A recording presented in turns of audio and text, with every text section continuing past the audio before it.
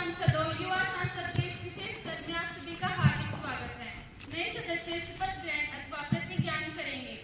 महासचिव महोदय सुश्री अंजलि, जो हरियाणा के सिरसा संसदीय क्षेत्र से निर्वाचित हुई हैं, अब शपथ ग्रहण अथवा प्रतिज्ञान करेंगी। सुश्री अंजलि।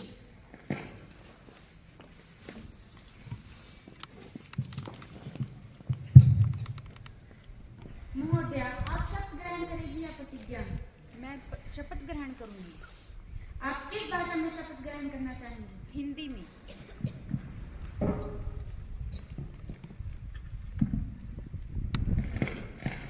मैं सुश्री अंजलि, जो युवा संसद की लोकसभा की सदस्य निर्वाचित हुई हूँ, ईश्वर की शपथ लेती हूँ कि मैं भारत के संविधान के प्रति श्रद्धा और निष्ठा रखूंगी तथा देश की एकता एवं प्रभुसत्ता को बनाए रखूंगी तथा मैं जिस पद को ग्रहण करने वाली हूँ उसके कर्तव्यों का श्रद्धापूर्वक निर्वहन करूंगी। धन्यवाद।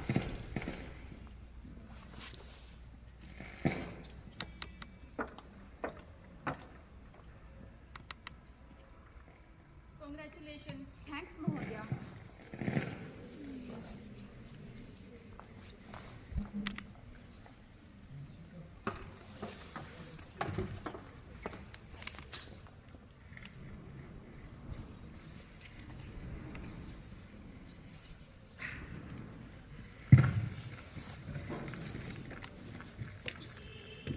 सुश्री वंशिका, जो हरियाणा के हिसार संसदीय क्षेत्र से निर्वाचित हुई हैं, अब शपथ ग्रहण अथवा प्रतिज्ञान करेंगी। सुश्री Vanshika.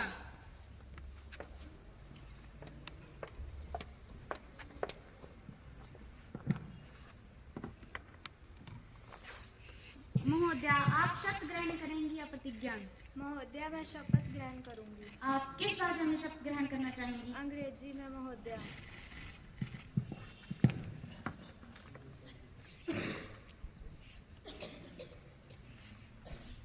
I, Vanshika, having been elected a member of lower house of the Youth Parliament, do swear in the name of God that I will bear true faith and allegiance to the Constitution of India, as by law established, that I will uphold the sovereignty and integrity of India, and that I will faithfully discharge the duty upon which I am about to enter. Thank you.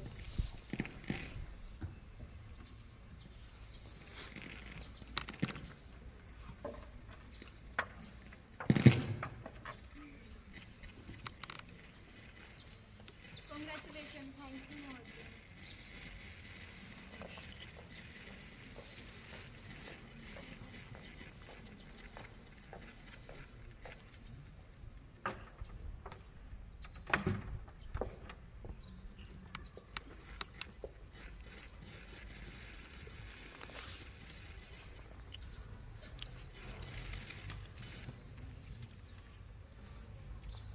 माननीय सदस्यगण, चूंकि हम 2 माह के पश्चात आज विशेष सत्र के शुभारंभ पर मिल रहे हैं, मेरा ये दुखद कर्तव्य है कि मैं सदन को एमएस कृष्णा के दुखद निधन की सूचना दूं।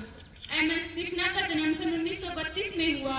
वे सन 1999 से 2004 तक कर्नाटक के मुख्यमंत्री रहे। 2004 से 2008 तक महाराष्ट्र के राज्यपाल रहे। 22 मई 2009 को तत्कालीन प्रधानमंत्री ने कृष्णा को केंद्रीय कैबिनेट में शामिल किया। 23 मई 2009 को विदेश मंत्रालय की जिम्मेवारी सौंपी गई। इनका निधन 10 दिसंबर 2024 को हुआ।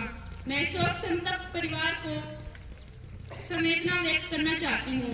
अब प्रधानमंत्री सरकार की तरफ से श्रद्धांजलि अर्पित करेंगे। अध्यक्ष महोदया, चूंकि एमएस कृष्णा जी ने कर्नाटक के सीएम रहते हुए उन्होंने बेंगलुरु को आईटी इंडस्ट्री के रूप में विकसित करने की एक मजबूत नींव रखी और इंटरनेशनल लेवल पर उनका योगदान अतुलनीय था। मैं सरकार और अपने दल की तरफ से सदन का नेता होने के नाते उन्हें श्रद्धांजलि अर्पित करती हूँ और शोक संतप्त परिवार के प्रति अपनी संवेदना व्यक्त करती हूँ। ओम। अब विपक्ष के नेता अपनी श्रद्धांजलि अर्पित करेंगे। माननीय महोदया, मैं अपने आप को और अपने दल को श्रद्धांजलि में शामिल करता हूँ। इनके दिए गए योगदान को भुलाया नहीं जा सकता। मैं अपनी सच्ची श्रद्धांजलि अर्पित करता हूँ और शोक संतप्त परिवार को संवेदनाएं देता हूँ। ओम। अब सदस्यगण अपना गहरा शोक प्रकट करने के लिए कुछ क्षणों के लिए मौन खड़े होंगे।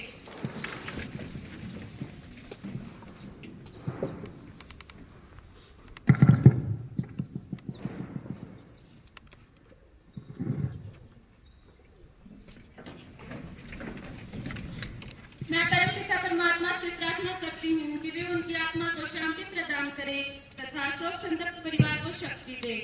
ओम। मास जी शोक संतप्त परिवार को संवेदना संदेश भेजेंगे। जी महोदया। प्रधानमंत्री नए मंत्रियों का परिचय कराएंगे।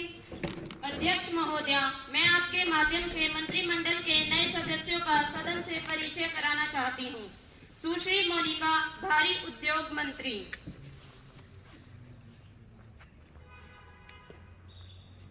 सुश्री मुस्कान, पर्यटन राज्य मंत्री, स्वतंत्र प्रभार।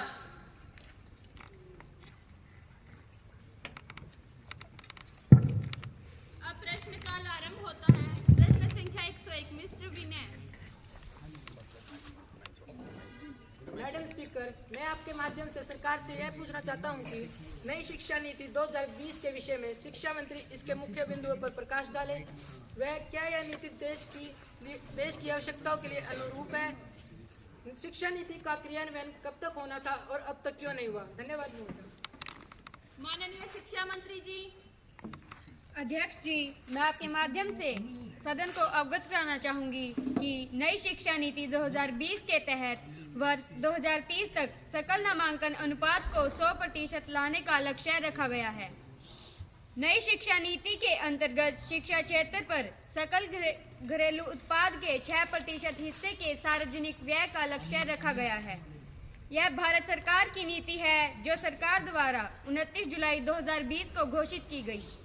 यह नीति अंतरिक्ष वैज्ञानिक के कस्तूरीरंगन की अध्यक्षता वाली समिति की रिपोर्ट पर आधारित है। राष्ट्रीय शिक्षा नीति 27 अध्याय और 4 भागों में विभक्त है। प्रमुख बातें: इस नीति के अनुसार 2020 के तहत वर्ष 2030 तक सकल नामांकन अनुपात को 100% लाने का लक्ष्य रखा गया है। इसके अंतर्गत शिक्षा क्षेत्र पर सकल घरेलू उत्पाद के 6% सार्वजनिक व्यय का लक्ष्य रखा गया है। मानव संसाधन प्रबंधन मंत्रालय का नाम परिवर्तित कर शिक्षा मंत्रालय कर दिया गया है। 5वीं कक्षा तक की शिक्षा में मातृभाषा, स्थानीय या क्षेत्रीय भाषा को शिक्षा के माध्यम के रूप में अपनाने पर बल दिया गया है। साथ ही मातृभाषा को कक्षा 8 और आगे की शिक्षा के लिए प्राथमिकता देने का सुझाव दिया गया है। देश भर के उच्च शिक्षा संस्थानों के लिए भारतीय उच्च शिक्षा पृष्ठ नामक एक एकल नियामक की परिकल्पना की गई है। शिक्षा नीति में यह पहला परिवर्तन बहुत पहले ही लिया गया था, लेकिन अब की बार 2020 में जारी किया जा चुका है। प्रमुख परिवर्तन: इस नई नीति में मानव संसाधन प्रबंधन मंत्रालय का नाम पुनः शिक्षा मंत्रालय करने का फैसला किया गया है। इसमें कानूनी एवं चिकित्सीय शिक्षा को छोड़कर समस्त उच्च शिक्षा के लिए एक एकल निकाय के रूप में भारत उच्च शिक्षा आयोग का गठन करने का प्रावधान है। संगीत, खेल, योग आदि को सहायक पाठ्यक्रम या अतिरिक्त पाठ्यक्रम की बजाय मुख्य पाठ्य पुस्तक में ही जोड़ा जाएगा। शिक्षा तंत्र पर सकल घरेलू उत्पाद का कुल 6% खर्च करने का लक्ष्य है, जो इस समय 4.43% है। एमफिल को समाप्त किया जाएगा। अब अनुसंधान में जाने के लिए 3 साल के स्नातक डिग्री के बाद 2 साल स्नातकोत्तर करके पीएचडी में प्रवेश लिया जा सकता है। नीति में शिक्षकों के प्रशिक्षण पर बल दिया गया है। व्यापक सुधार के लिए शिक्षक प्रशिक्षण और सभी शिक्षा कार्यक्रमों को विश्वविद्यालयों या कॉलेजों के स्तर पर शामिल करने की सिफारिश की गई है। प्राइवेट स्कूलों में मनमाने ढंग से फीस रखने और बढ़ाने को भी रोकने का प्रयास किया जाएगा। पहले समूह के अनुसार विषय चुने जाते थे, किंतु अब उसमें भी बदलाव किया गया है। जो छात्र इंजीनियरिंग कर रहे हैं वे संगीत को भी अपने विषय के साथ पढ़ सकते हैं। नेशनल साइंस फाउंडेशन के तर्ज पर नेशनल रिसर्च फाउंडेशन लाई जाएगी, जिससे पाठ्यक्रम में विज्ञान के साथ सामाजिक विज्ञान को भी शामिल किया जाएगा। नीति में पहली और दूसरी कक्षा में गणित और भाषा एवं चौथी और पांचवी कक्षा के बालकों के लेखन पर जोर देने की बात की गई है। स्कूलों में 10+2 फॉर्मेट के स्थान पर 5+3+4 फॉर्मेट को लागू किया जाएगा। पहले जहां 11वीं कक्षा से छात्रों को अपने पसंदीदा विषय चुनने की आज़ादी थी, अब वही 9वीं कक्षा से रहेगी। शिक्षण के माध्यम के रूप में पहली से 5वीं तक मातृभाषा का इस्तेमाल किया जाएगा। इसमें रट्टा विधि को खत्म करने की पूरी कोशिश की गई है, जिसको मौजूदा व्यवस्था की सबसे बड़ी खामी माना जाता है। किसी कारणवश विद्यार्थी उस शिक्षा के क्षेत्र में ही कोर्स छोड़कर चले जाते हैं। ऐसा करने से उन्हें कुछ नहीं मिलता एवं उन्हें डिग्री के लिए दोबारा से एक नई शुरुआत करनी पड़ती है। नई नीति में पहले वर्ष में कोर्स छोड़ने पर प्रमाण पत्र, दूसरे वर्ष में छोड़ने पर डिप्लोमा एवं अंतिम वर्ष पर छोड़ने पर डिग्री देने का प्रावधान है। अध्यक्ष जी, वैसे तो हम इस नीति पर पूरे विस्तार से चर्चा कर चुके हैं, परंतु इसके कुछ मुख्य बिंदु हैं जो हमें यह बताएंगे कि यह नीति देश की आवश्यकता के अनुरूप है या नहीं। यह नीति देश की शिक्षा प्रणाली में बदलाव ला रही है। इस नीति से शिक्षा में आलोचनात्मक सोच और नैतिक मूल्यों पर जोर दिया गया है। इस विषय से शिक्षा में बहुविशेषज्ञता बढ़ेगी। इससे छात्रों के समग्र विकास पर जोर दिया जा रहा है। शिक्षा में लचीलापन आएगा और विषयों के बीच कठोर विभाजन नहीं होगा। प्रौद्योगिकी का इस्तेमाल बढ़ेगा। स्कूल छोड़कर जा चुके बच्चों को फिर से मुख्य धाराओं में शामिल करने में मदद मिलेगी। अध्यक्ष जी, मैं इस नीति की पूरी जानकारी सदन की पटल पर रख चुकी हूँ। यह नीति 2020 में लाई गई थी, परंतु कोरोना काल के कारण इसे बीच में ही रोक दिया गया था। 2023 तक इस नीति को लागू किया जाना था, लेकिन अब 2025 में इस नीति को लागू किया जाएगा। धन्यवाद महोदय। प्रश्न संख्या 102 सुश्री योगिका कुमारी। मैडम स्पीकर, मैं आपके माध्यम से सरकार से जानना चाहूंगी कि डॉलर के मुकाबले भारतीय रुपए का अवमूल्यन लगातार जारी है और यह गिरकर 85 रुपए के ऊपर पहुंच गया है। क्या सरकार इसके लिए कोई कदम नहीं उठा रही? पांचवी अर्थव्यवस्था होने के बावजूद भी सरकार रुपए को स्थिर क्यों नहीं कर पा रही? धन्यवाद महोदया। मंत्री महोदया। धन्यवाद मैडम स्पीकर। मैं आपके माध्यम से सदन को ये बताना चाहती हूँ कि इसके बहुत से कारण हैं, पर इसका एक बड़ा कारण यूक्रेन रूस का युद्ध और इजराइल और इराक के बीच चल रही गर्मागर्मी है। इस युद्ध के कारण कच्चे तेल के दाम बढ़ गए हैं, जिस कारण हमें कच्चे तेल को महंगी कीमतों में खरीदना पड़ रहा है, जिसका भुगतान हमें डॉलर में करना पड़ता है। और मैं आपको ये भी बताना चाहती हूँ कि रुपए का गिरना हमारी अर्थव्यवस्था के लिए काफी हद तक अच्छा है। रुपये की कीमत गिरने से निर्यात में भारत को फायदा होगा, जैसे कि भारत का जो सामान दूसरे देशों में जाता है उसकी कीमत ज्यादा मिलेगी, क्योंकि डॉलर महंगा है। इस प्रकार ये हमारे लिए लाभकारी साबित होगा। रुपये के अवमूल्यन को रोकने के लिए सरकार और आरबीआई द्वारा कई कदम उठाए गए हैं। अंतर्राष्ट्रीय व्यापार लेन देन के लिए रुपये के उपयोग को बढ़ावा देने से अमेरिकी डॉलर की मांग कम हो सकती है और वैश्विक बाजारों में रुपये का मूल्य स्थिर हो सकता है। गैर आवश्यक आयात में कटौती की जाएगी और आवश्यक निर्यात को बढ़ावा देने के लिए कदम उठाए जाएंगे। ईसीबी के माध्यम से $50 मिलियन तक उधार लेने वाली विनिर्माण कंपनियां अब केवल 1 वर्ष के लिए ऐसा कर सकेगी। पहले यह अवधि 3 वर्ष की थी। इस प्रकार रुपये को स्थिर करने के लिए सरकार के प्रयास जारी है। धन्यवाद मैडम स्पीकर। प्रश्न संख्या 103 मिस ललिता। माननीय अध्यक्ष महोदया, मैं आपके माध्यम से सरकार से यह जानना चाहती हूँ, क्या सरकार इस तथ्य से अवगत है कि प्याज, टमाटर व अन्य सब्जियों के मूल्य में चाहूंगी कि केंद्र सरकार ने दिल्ली में सस्ती दरों पर टमाटर की बिक्री शुरू की। सरकार ने मोबाइल वैन के जरिए सब्जियां बेचकर हस्तक्षेप किया। सरकार ने जमाखोरों और मुनाफाखोरों के खिलाफ अभियान चलाने का आदेश दिया। भारत सरकार के कृषि और खाद्य मंत्रालय से प्याज के आयात के जरिए आपूर्ति सुनिश्चित करने की व्यवस्था करने की मांग की गई। सरकार ने 4 मई 2024 को प्याज के निर्यात पर लगा प्रतिबंध हटा दिया और $550 प्रति मीट्रिक टन के न्यूनतम निर्यात मूल्य और 40% निर्यात शुल्क के साथ निर्यात की अनुमति दी है। चालू वित्त वर्ष 2024-25 में 31 जुलाई 2024 तक कुल 2.60 लाख टन प्याज का निर्यात किया जा चुका है। साथ ही मैं सदन को इस बात से भी अवगत कराना चाहूंगी कि प्याज को अब आवश्यक वस्तुओं की श्रेणी से बाहर कर दिया गया है। धन्यवाद महोदया। माननीय महोदया, मैं हस्तक्षेप करना चाहूँगा। अनुमति है। धन्यवाद महोदया। जैसा कि सरकार ने कहा कि प्याज को अब आवश्यक वस्तुओं की श्रेणी से बाहर कर दिया गया है, यानी कि अब किसान प्याज का निर्यात स्वतंत्र तरीके से कर सकती है। तो मैं सरकार से सवाल करना चाहूँगा कि किसानों के ऊपर ऐसा कौन सा दबाव बनाया जा रहा है जिसके चलते किसान अपने देश को छोड़कर दूसरे देशों में प्याज का निर्यात कर रही है, हालांकि प्याज के दाम तो आसमान छू रहे हैं। धन्यवाद महोदया। माननीय अध्यक्ष महोदया, मैं हस्तक्षेप करना चाहता हूँ। अनुमति है। धन्यवाद महोदया। रंग पैसे ने ऐसा जमाया है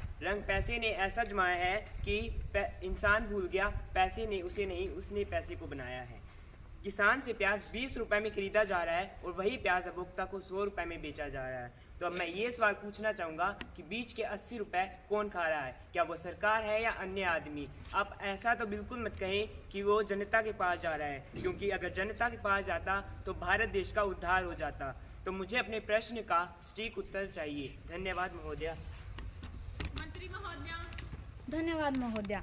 जैसे कि अब तो सदन को पता भी है और हम पहले बता भी चुके हैं कि प्याज को आवश्यक वस्तुओं की श्रेणी से बाहर कर दिया गया है, जिसके कारण देश प्याज का आयात व निर्यात कर सकता है। वह जिस मूल्य में किसान से प्याज खरीदा जा रहा है वह उपभोक्ता को बेचा जा रहा है, उसके बीच के अंतर को सरकार कम करने के अनेक प्रयास कर रही है और इस पर सरकार ने सख्त कदम भी उठाए हैं, जो कि हम पहले बता चुके हैं व साथ ही उन पर चर्चा भी कर चुके हैं। अतः अध्यक्ष महोदया, आपके माध्यम से सदस्यगणों को कहना चाहूंगी कि वे प्रश्नों की दोहराही न करें। या अध्यक्ष महोदया, वे ऐसा कर क्या साबित करना चाहते हैं? धन्यवाद महोदया। प्रश्न संख्या 104 सुश्री वंदना। अध्यक्ष महोदया, मैं आपके माध्यम से सरकार से यह पूछना चाहती हूँ, क्या सरकार ने पेट्रोलियम सहित अन्य आवश्यक वस्तुओं की कीमतों में वृद्धि की है? तो इसका क्या कारण है? एक तरफ महंगाई बढ़ती जा रही है, दूसरी तरफ किसानों की आय घटती जा रही है। जो बीच में घोटाला हो रहा है, इसे रोकने के लिए सरकार ने क्या कदम उठाए हैं? धन्यवाद महोदया। माननीय पेट्रोलियम मंत्री जी। धन्यवाद महोदया। माननीय महोदया, मैं आपके माध्यम से सदन को बताना चाहूंगी कि भारत वैश्विक स्तर पर तीसरा सबसे बड़ा तेल बाजार है। सपनों और विकास को बढ़ावा देने के लिए कच्चे तेल पर बहुत अधिक निर्भर करता है। भारत में पेट्रोलियम की खपत सालाना 211.6 मिलियन टन है। इसमें से 35 मिलियन टन से भी कम भारत में उत्पादित होता है। भारत के पास इसके पर्याप्त भंडार नहीं है और नए तेल क्षेत्रों की खोज नहीं हो पाई है। भारत को तेल इराक, सऊदी अरब, संयुक्त अरब अमीरात जैसे अन्य देशों से मिलता है। भारत अपने आयात का लगभग 85% आयात करता है, जो ईंधन की कीमतों को प्रभावित करने वाला मुख्य कारक है। वर्तमान परिदृश्य और पेट्रोल की कीमत वृद्धि के मुख्य कारण 2022 से कच्चे तेल की कीमतों में 25% की वृद्धि हुई है, लेकिन पेट्रोल की कीमत में उस हिसाब से उतार चढ़ाव नहीं हुआ है। पिछले कुछ हफ्तों में कई भारतीय शहरों में पेट्रोल की कीमत 100 रुपए प्रति लीटर से अधिक हो गई है, जिसे मुद्रास्फीति द्वारा समझाया जा सकता है। लेकिन इन उत्पादों में उच्च दर कर महत्वपूर्ण भूमिका निभाती है। ईंधन की कीमतों की वृद्धि का एक अन्य कारण है मार्च और अप्रैल के चुनाव महीने में ईंधन की कीमतों का 2 महीने निलंबन। माननीय महोदया, आगे का विश्लेषण वित्त मंत्री जी करेंगे। धन्यवाद महोदया। माननीय वित्त मंत्री जी। धन्यवाद मैडम स्पीकर। मैं आपके माध्यम से सदन को यह बताना चाहती हूँ कि हमारे देश में जो कृषि व्यवस्था है वह सहकारिता पर आधारित नहीं है। छोटी जोत के किसान ज़्यादा है जो अपने उत्पादन को संग्रहित नहीं कर पाते। इसके बीच बिचौलिया फायदा उठाते हैं। सरकार का पूरा प्रयास है कि किसान को उसकी फसलों का उचित रेट मिले और सरकार समय समय पर जमाखोरों के खिलाफ कार्रवाई करती रहती है। कीमतों को नियंत्रण में करने के लिए भी सरकार के प्रयास जारी हैं। धन्यवाद मैडम स्पीकर। प्रश्न संख्या 105 मिस ललिता। मिस आशा। अध्यक्ष महोदया, मैं आपके माध्यम से सरकार से जानना चाहती हूँ कि 8वें वेतन आयोग के गठन तथा सामाजिक पेंशन योजना के विषय में सरकार का क्या रुख है? धन्यवाद महोदया। मंत्री महोदया। धन्यवाद मैडम स्पीकर। मैं आपके माध्यम से सदन को यह बताना चाहती हूँ कि यूपीएस के तहत कर्मचारी राष्ट्रीय पेंशन योजना से स्विच कर सकते हैं और एकीकृत पेंशन योजना का लाभ उठा सकते हैं। इस स्कीम की 5 मुख्य बातें हैं। कर्मचारियों को एक निश्चित रकम के रूप में दी जाएगी। ये रकम रिटायरमेंट के ठीक पहले 12 महीने के औसत मूल्य के वेतन का 50% होगी। किसी कर्मचारी की सेवा में रहते हुए मृत्यु होने पर उस स्थिति में परिवार को 60% पेंशन के रूप में मिलेगा।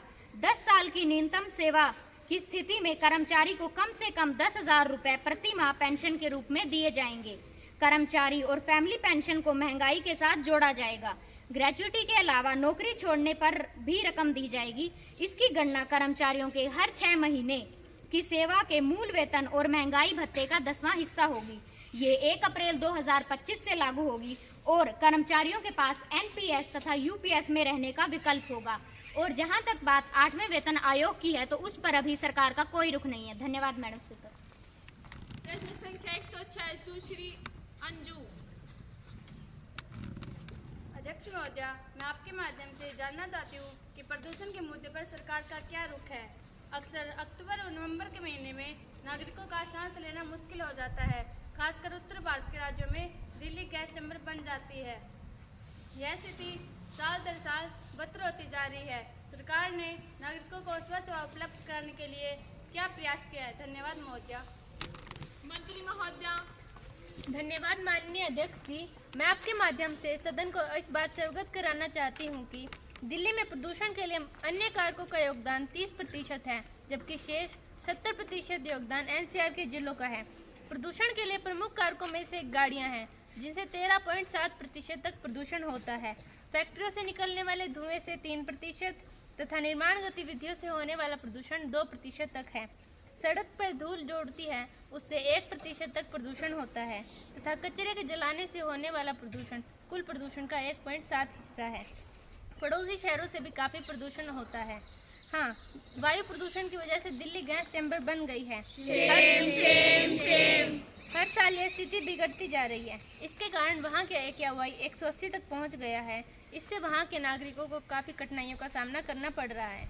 प्रदूषण को कम करने के लिए सरकार ने कुछ नियम भी बनाए हैं, जैसे सार्वजनिक परिवहन का इस्तेमाल करें, इलेक्ट्रॉनिक वाहन खरीदें, प्लास्टिक का कम से कम उपयोग करें, सौर ऊर्जा का इस्तेमाल करें, रिसाइकल होने योग्य उत्पादों का इस्तेमाल करें, अधिक से अधिक पेड़ पौधे लगाएं और सरकार प्रदूषण फैलाने वालों पर सख्त जुर्माना भी लगाएगी। संविधान के अनुच्छेद 51A में प्रावधान है। इसमें कहा गया है कि भारत के प्रत्येक नागरिक का यह कर्तव्य होगा कि वह वन, झील, नदी और वन्य जीवन सहित प्राकृतिक पर्यावरण की रक्षा करे और उसका संवर्धन करे तथा प्राणी मात्र के प्रति दया भाव रखे। सरकार ने कई योजनाएं भी चलाई हैं, जैसे राष्ट्रीय स्वच्छ वायु योजना। इस योजना के तहत साल 2025-26 तक PM10 के स्तर में 40% की कमी लाने का लक्ष्य रखा गया है। इसके लिए सभी 131 शहरों में शहरी कार्य योजना तैयार की गई है। राष्ट्रीय वायु निगरानी कार्यक्रम। इस कार्यक्रम के अंतर्गत वायु गुणवत्ता की स्थिति और प्रवृत्तियों का पता लगाना है। इसके अलावा वायु गुणवत्ता मानकों को पूरा करने के लिए उद्योगों और अन्य स्रोतों से होने वाले प्रदूषण को नियंत्रित किया जाता है। प्रदूषण निवारण हेतु सहायता योजना। इस योजना के तहत राज्य प्रदूषण नियंत्रण बोर्डों, पर्यावरण विभागों, अनुसंधान संस्थाओं और अन्य सरकारी एजेंसियों की तकनीकी क्षमता बढ़ाने के लिए अनुदान दिया जाता है। धन्यवाद महोदया। माननीय महोदया, मैं हस्तक्षेप करना चाहूँगा। अनुमति है। धन्यवाद महोदया। सरकार ने जिन स्कीमों की बात की है उन स्कीमों का प्रभाव 2026 तक दिखाई देगा। तो क्या जो 2026 तक हमारी देश की जनता यूं ही मरती रहेगी? क्या हमारी देश की जनता यूं ही घरों में कैद रहेगी? क्या हमारी देश की जनता यूं ही प्रदूषण से होने वाली बीमारियों का सामना यूं ही करते रहेगी? क्या हमारे विद्यार्थी अपनी शिक्षा को यूं ही खराब करते रहेंगे? हमें जवाब चाहिए सरकार से महोदया। धन्यवाद। मंत्री महोदया।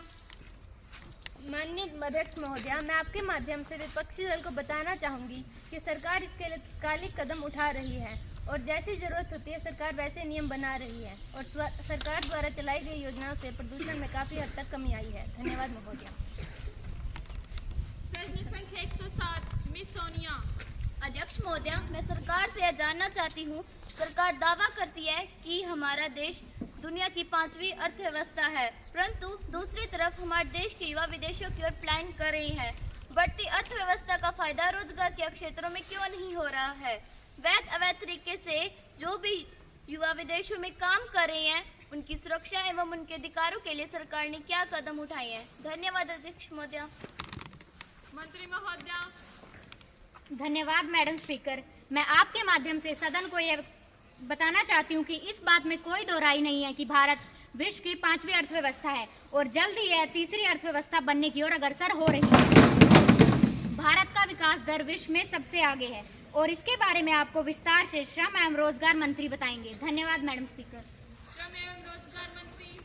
धन्यवाद अध्यक्ष महोदय। मैं आपके माध्यम से सदन को अवगत कराना चाहता हूं कि सरकार ने युवाओं को रोजगार देने के लिए कई योजनाएं चलाई हैं, जिनमें से एक दीनदयाल रोजगार योजना शहरी गरीबी, परिवार की गरीबी और असुरक्षा को कम करने के लिए लाभकारी स्वरोजगार और कुशल मजदूरी रोजगार के लिए अवसर तक पहुंचाने में सक्षम बनाना है, जिसके परिणाम स्वरूप गरीबों के लिए मजबूत जमीनी संस्थाओं के निर्माण के माध्यम से स्थायी आधार पर उनकी आजीविका में सराहनीय सुधार होगा।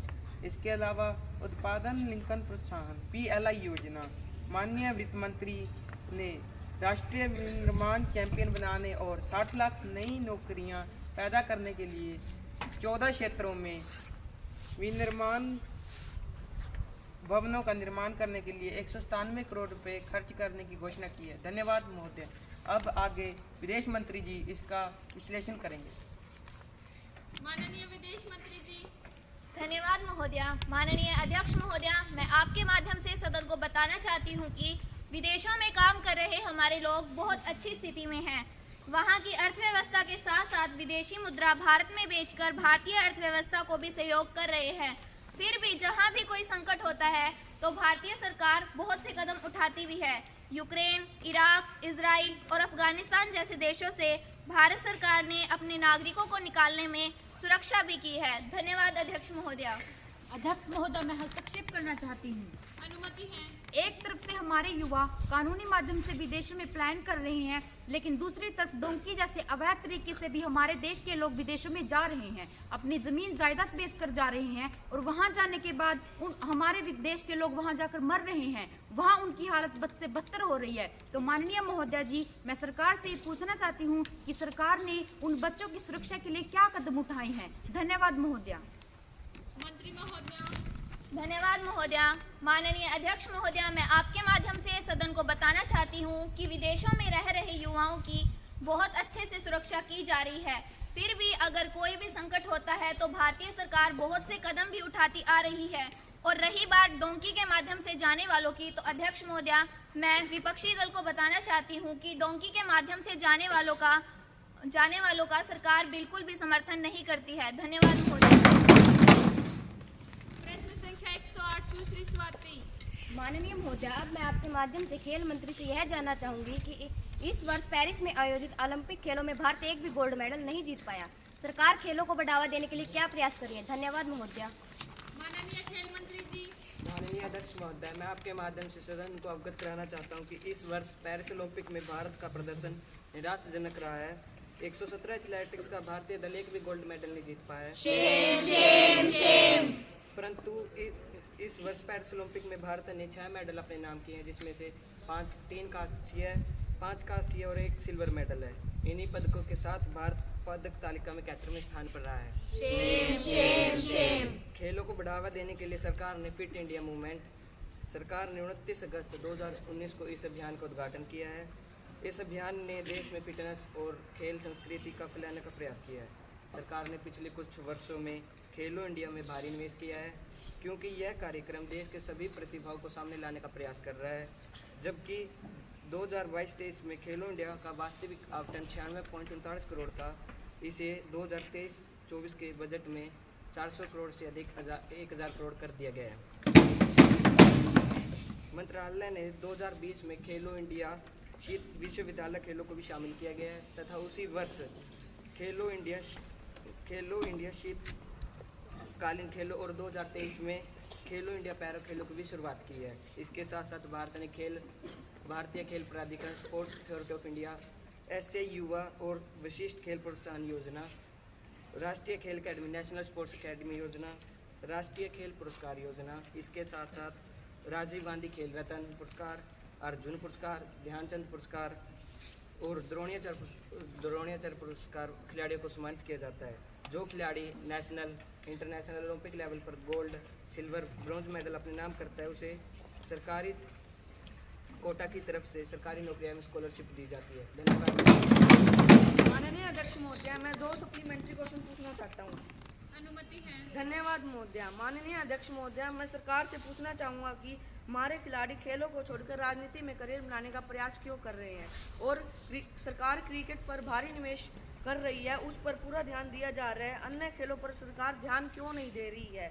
अन्य खेलों के लिए खिलाड़ियों का प्रोत्साहन क्यों नहीं किया जा रहा है? धन्यवाद महोदया। माननीय मंत्री जी। धन्यवाद महोदय। मैं आपके माध्यम से सदन को अवगत कराना चाहता हूं कि हम एक लोकतांत्रिक देश के नागरिक हैं।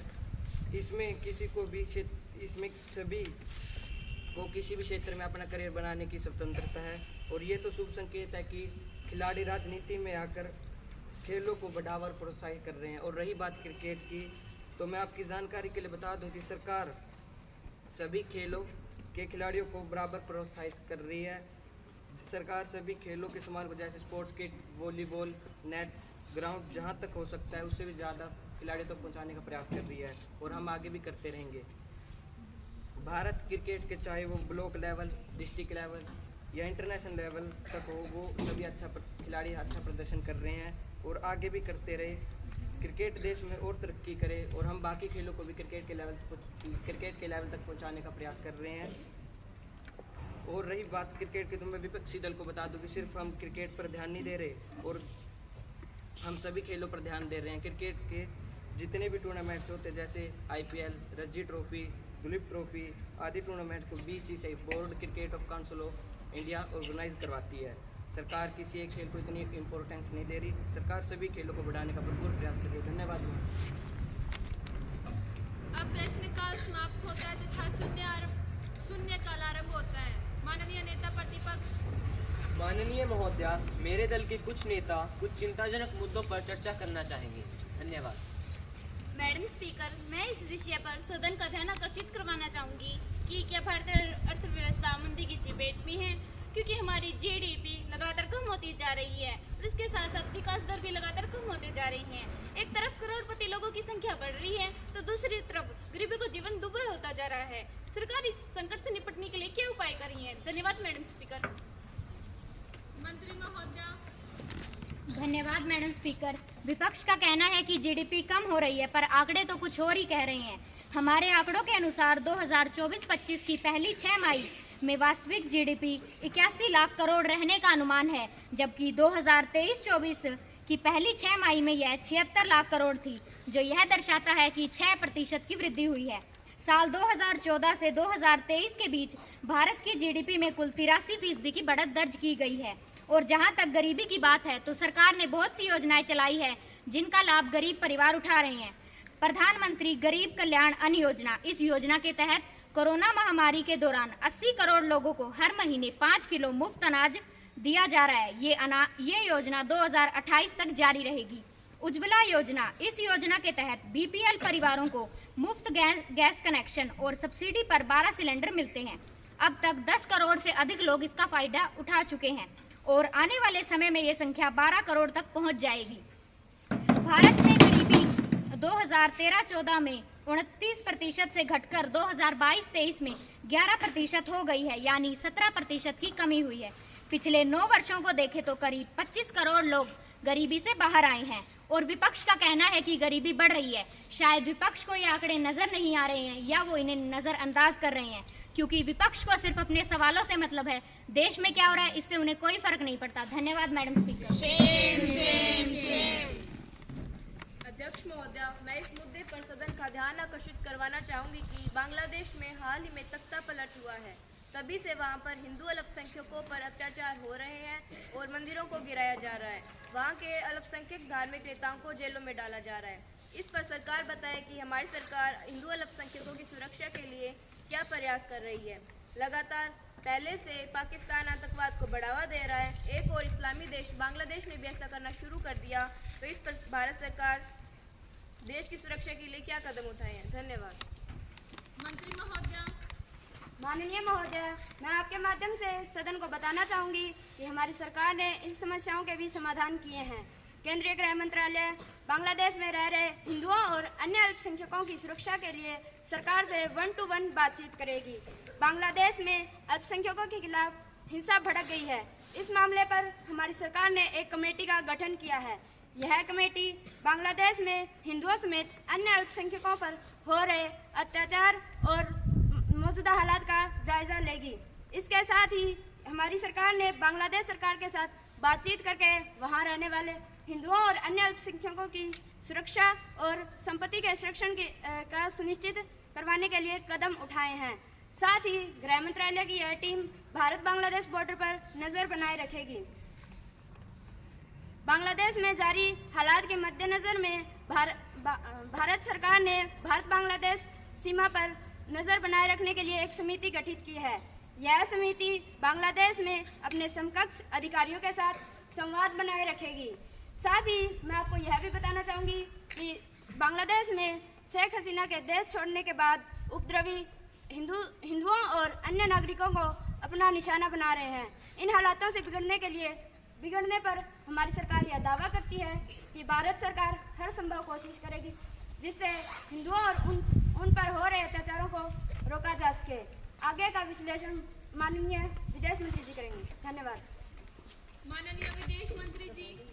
माननीय अध्यक्ष महोदया, मैं आपके माध्यम से सदन को बताना चाहती हूँ कि भारत सरकार इस विषय पर गंभीरता से नजर रखे हुए है।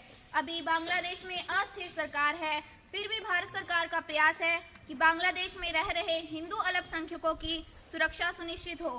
बांग्लादेश सरकार से भारत सरकार ये अपेक्षा करती है कि वहाँ रह रहे हिंदू अल्पसंख्यकों की जान माल की सुरक्षा सुनिश्चित हो। हाल ही में विदेश सचिव बांग्लादेश के दौरे पर गए और वहाँ के विदेश सचिव से हिंदू अल्पसंख्यकों के जान माल और उनके धार्मिक स्थलों की सुरक्षा सुनिश्चित करने के लिए गहन मंत्रणा भी की गई है। सरकार का प्रयास है कि बांग्लादेश में शीघ्र ही सरकार का गठन और भारत सरकार लगातार भारत सरकार के संपर्क में ही नहीं, बांग्लादेश पूरे विश्व में रह रहे हिंदुओं की सुरक्षा के लिए भारत सरकार कृत संकल्प भी ले रही है। धन्यवाद अध्यक्ष महोदया। अध्यक्ष महोदया, सरकार केवल एक ही धर्म के लोगों के बारे में चर्चा क्यों कर रही है? हमारे देश में भी तो मुसलमानों पर अत्याचार हो रहे हैं, उनके बारे में कोई चर्चा क्यों नहीं कर रहा? हमारे धार्मिक स्थलों को निशाना बनाया गया, तरह तरह के काम हम पे लादे जा रहे हैं। हम भी देश के नागरिक हैं। महोदया, हमारा देश धर्मनिरपेक्ष है। आप अपने स्थान पर जाएं, सदन की गरिमा को भंग न करें। मुसलमानों की स्थिति पर सदन चर्चा करे। मुसलमानों की स्थिति पर सदन चर्चा करे। मुसलमानों की स्थिति पर सदन चर्चा करे। चर्चा करे। मुसलमानों की स्थिति पर सदन चर्चा करे।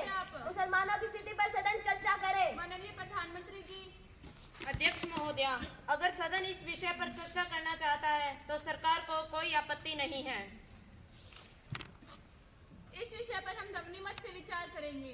क्या सदन इस विषय पर चर्चा करने के लिए सहमत है? Yes, no. सदन इस विषय पर चर्चा करने के लिए सहमत नहीं है, इसलिए अब इस विषय पर चर्चा नहीं होगी।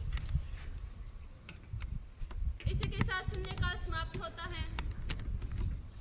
अब मैं महिला एवं बाल विकास मंत्री कुमारी दीक्षा से निवेदन करती हूँ कि नारी शक्ति वंदन अथवा महिला आरक्षण विधेयक 2024 सदन पटल पर रखें। माननीय महिला एवं बाल विकास मंत्री जी। धन्यवाद महोदया। अध्यक्ष महोदया जी, मुझे ये बताते हुए बड़ी खुशी हो रही है कि महिलाओं को लोकसभा व राज्यसभा में उचित प्रतिनिधित्व देने के लिए नारी शक्ति वंदन अधिनियम अथवा महिला आरक्षण विधेयक 2024 सदन पटल पर रखने का सौभाग्य प्राप्त हुआ।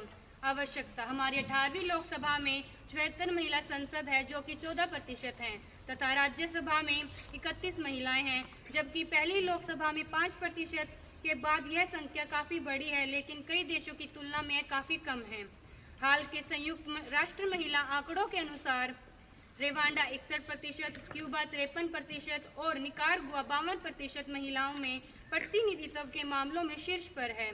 महिला प्रतिनिधित्व के मामलों में बांग्लादेश 21% और पाकिस्तान 20% भी भारत से आगे है। महासचिव जी, अब संबंधित विधेयक की एक कॉपी सभी सांसदों को उपलब्ध कराई जाए। जी महोदया।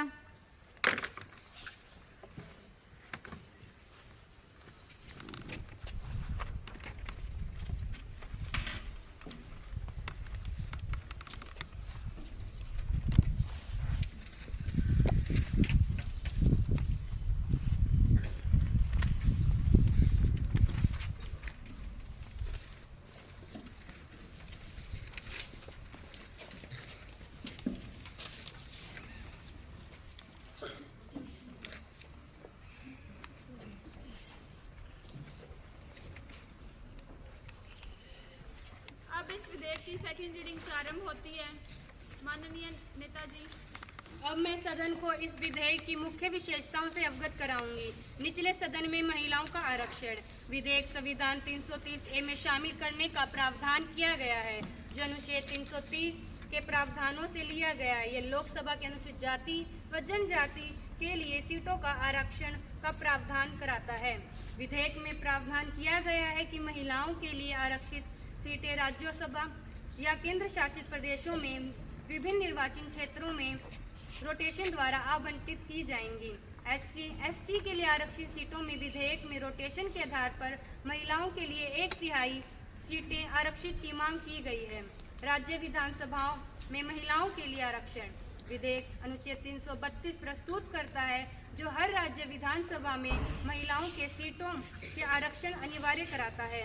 विधानसभा के लिए सीधा मतदान माध्यम से भरी गई कुल सीटें में 1/3 महिलाओं के लिए आरक्षित होनी चाहिए। आरक्षण की शुरुआत 334A। इस विधेयक लागू होने के बाद होने वाली जनगणना प्रकाशन में आरक्षण प्रभावी होगा। जनगणना के आधार पर महिलाओं के लिए सीटें आरक्षित करने हेतु परिसीमन किया जाएगा। आरक्षण 15 वर्ष की अवधि के लिए प्रदान किया जाएगा। हालांकि यह संसद द्वारा बनाए गए कानून द्वारा निर्धारित तिथि तक जारी रहेगा। सीटों का रोटेशन महिलाओं के लिए आरक्षित सीटें प्रत्येक परिसीमन के बाद रोटेट की जाएंगी, जैसा कि संसद द्वारा बनाए गए कानून द्वारा निर्धारित किया जाएगा। धन्यवाद। अब इस विधेयक की थर्ड रीडिंग प्रारंभ होती है। अब सदस्यगण इस विधेयक पर विचार विमर्श करेंगे तथा इसकी शुरुआत माननीय नेता प्रतिपक्ष करेंगे। धन्यवाद मैडम स्पीकर।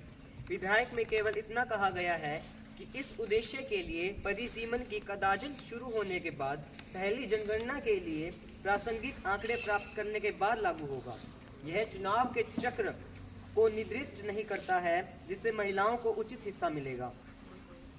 वर्तमान विधेयक राज्यसभा और राज्य विधान परिषद में महिलाओं के लिए आरक्षण प्रदान नहीं करता है।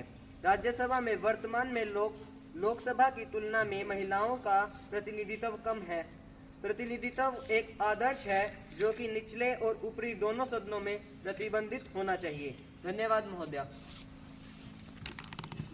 हम इस विधेयक पर ध्वनि मत से विचार करेंगे। क्या सदन इस विधेयक को पास करने की सहमति देता है?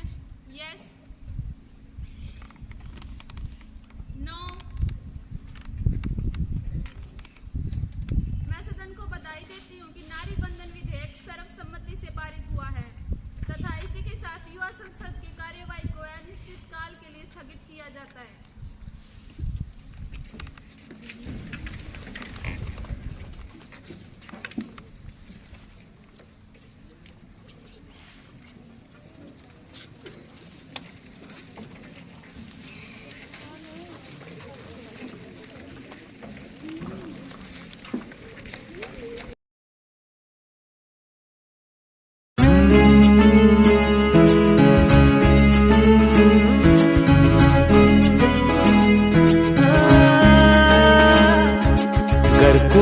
कर सकता है तो मैं क्यों नहीं? क्या है उनमें ऐसा जो मुझ में नहीं? अगर कोई कर सकता है तो मैं क्यों नहीं? क्या है उनमें ऐसा जो मुझ में नहीं? झांक ले अपने भीतर, खुद से आ पूछ ले, कैसी चाहे जिंदगी, खुली आंखों से देख ले। मुट्ठियों को भींच गए,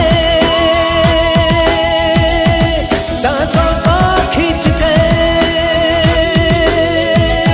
मुट्ठियों को भींच गए, सांसों को खींच गए, सबसे टकराने को, शिखर पर जाने को मैं तैयार हूँ, मैं तैयार हूँ, मैं तैयार हूँ, मैं तैयार हूँ।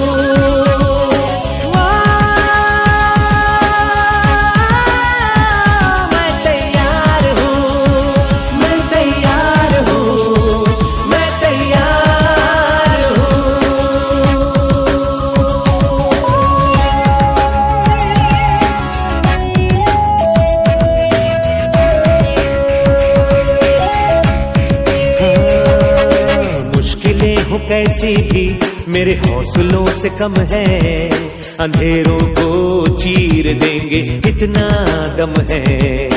मुश्किलें हो कैसी भी मेरे हौसलों से कम है, अंधेरों को चीर देंगे इतना दम है। आओ हाथ बढ़ाए, कुछ करके दिखाना है, सारे बहानों को आज से आग लगाना है। मुट्ठियों को भींच गए, सांसों को खींच गए, मुट्ठियों को भींच गए, सांसों को खींच गए, सबसे टकराने को, शिखर पर जाने को मैं तैयार हूँ, मैं तैयार हूँ, मैं तैयार हूँ, मैं तैयार हूँ।